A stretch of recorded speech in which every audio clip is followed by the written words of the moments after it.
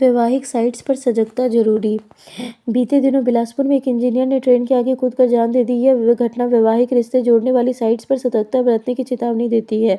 युवक के पास मिले सुसाइड नोट में लिखा था कि उसे प्यार में धोखा मिला। झूठे दुष्कर्म के मामले ने उसके जीवन को बिखेर दिया। एक मैट्रिमोनियल साइट के जरिए दिल्ली की एक युवती से पहचान के बाद दोनों में करीबी रिश्ता बना था। नजदीकियां बढ़ने के बाद युवती ने दुष्कर्म का आरोप लगाकर केस दर्ज करा दिया था।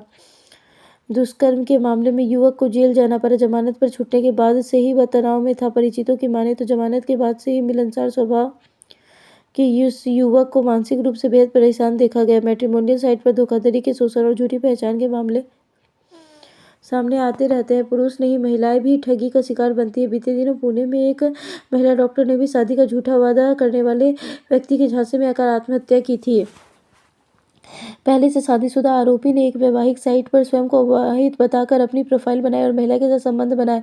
उससे 10 लाख रुपए भी ऐंठे। मैट्रिमोनियल साइट पर युवतियों के साथ झूठी पहचान बता शोषण और पुरुषों के साथ ठगी एवं झूठे मामले दर्ज करवाने के वाकये इन साइट्स पर होने वाली जालसाजी के बारे में बताते हैं। हाल ही में दिल्ली उच्च न्यायालय ने कहा कि मैट्रिमोनियल साइट पर जानबूझकर वैवाहिक स्थिति को गलत तरीके से पेश करना शादी को रद्द करने का एक वैध आधार है।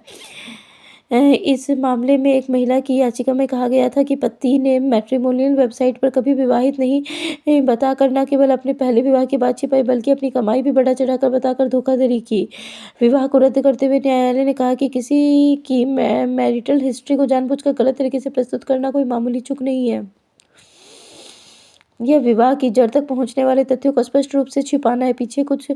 बीते कुछ वर्षों में बिखरती सामाजिक पारिवारिक व्यवस्था के चलते बड़ी संख्या में लोग मैट्रिमोनियल साइट्स पर जीवनसाथी की तलाश करने लगे हैं। परिचित सगे संबंधियों से अलग ऑनलाइन वेबसाइट या ऐप रूपी वैवाहिक साइट्स पर अनजाने चेहरों के लिए सच छिपाना आसान होता है।